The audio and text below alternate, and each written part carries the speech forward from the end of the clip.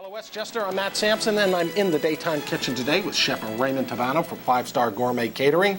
And we have the dessert that's perfect for the fall because we are using the premier fruit of the fall, the apple. We're using apples.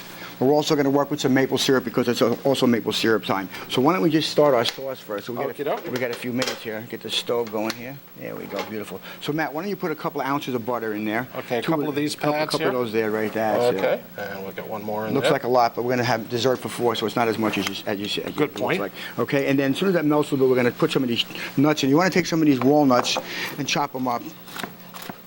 Walnuts traditionally work with this really well. We're going to put those in right after. Now, I notice you don't make it too fine. No, you want some body. I want a little coarseness to it. Right. Now, what we're going to do is we're going to use these apples here. These apples right here, these are Rome apples. We also use a Cortland apple.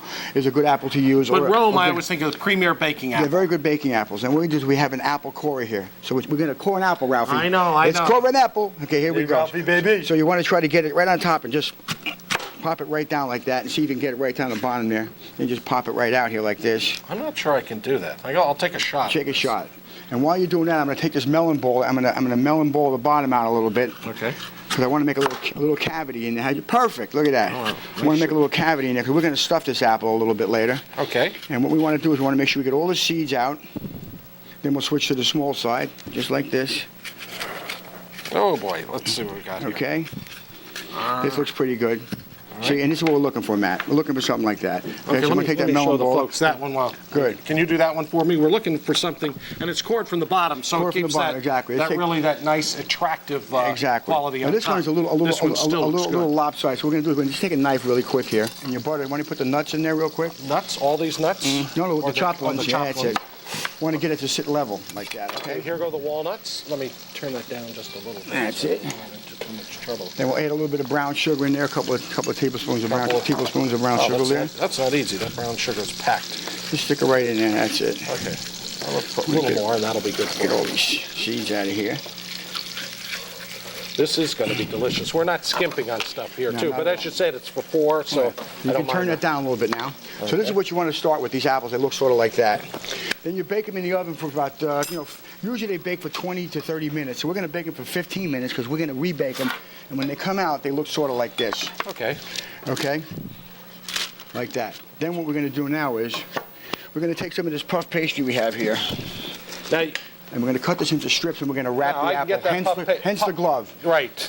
Puff pastry I can get in the store. You can buy it in the supermarket. They sell it in the frozen fruit section. Yeah, we're not shy about using prepared things. We want to make it easy on ourselves. Well, you want to be making puff pastry. So you want to put a little bench flour down there, okay, so it doesn't stick. Good. And we're going to cut a few strips like this. Very simple.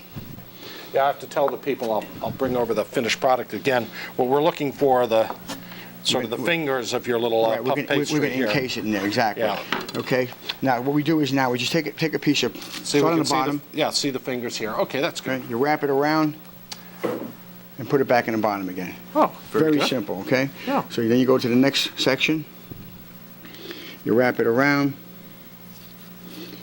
Back into the bottom. Then you go to the last piece. Yeah.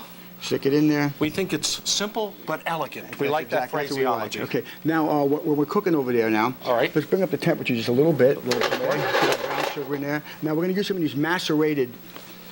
Macerated sounds terrible, but actually what you've done is... We soaked it in dark rum for about 2 hours. I know a lot of people that would like to be... soaked in dark rum. Exactly. Okay, so you want to just take some... We have yellow raisins and some currants. Oh, currants as well in there. Okay, right. And raisins. We're going to put some of that in there. And get some of that liquid in there, too, because it's good. Okay. Let me get some of the liquid. There you go. Beautiful. Now we're going to add a little bit of maple syrup to that. Whoa.